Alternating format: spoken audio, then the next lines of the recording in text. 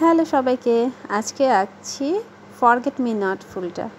এই ফুলটা এর আগেও আমাদের অ্যাম্বুশে আঁকা হয়েছে বিভিন্ন পোশাকে। তো আজকের ফুলটা আমি পেন্টিংয়ে আঁকবো, আর আজকের ফুলের শেপটা একটু বড় করব। ফুলগুলো সাধারণত এত বড় হয় না, ছোট ছোট তারার মতো হয়। তো আজকে ফুলটা একটু বড় করে দেখাবো।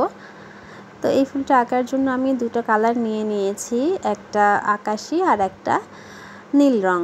দুটোই কিন্তু হোয়াইট পেস্ট বেসড কালার, মানে সাদা রঙের সাথে আমি নীল আর আকাশি রঙগুলো মিক্স করে ফেলেছি।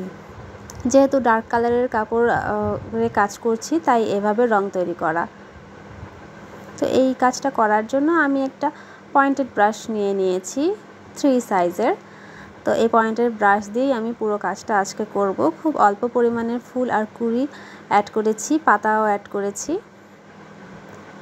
তো এই ফুলটা আসলে আজকে পেন্টিং করার উদ্দেশ্য হচ্ছে ফুলের আমি শেডটা কিভাবে দিচ্ছি সেটা দেখার জন্য। আর এভাবে আমিও আজকে প্রথম করছি, তো ভাবছিলাম যে শেড কেমন হবে, আগে কোথাও এঁকে নেই, তো তাই এই টিউটোরিয়ালটা তৈরি করা।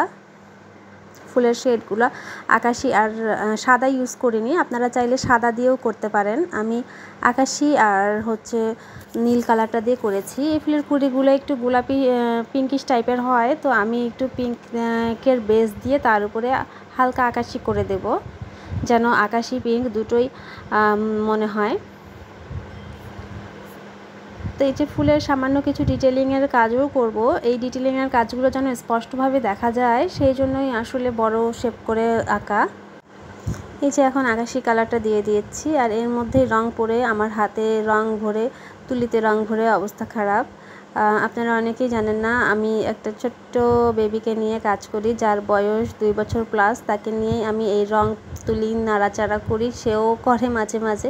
তো এইভাবেই টিউটোরিয়াল তৈরি করা, এভাবেই কাজ করা, এভাবেই জীবন চলছে। আর আজকের কাজের ফাইনাল লুক সবাই দেখতেই পাচ্ছেন, এত বেশি স্মুথ, এত বেশি সুন্দর হয়েছে কাজটা। তো আজ এই পর্যন্তই।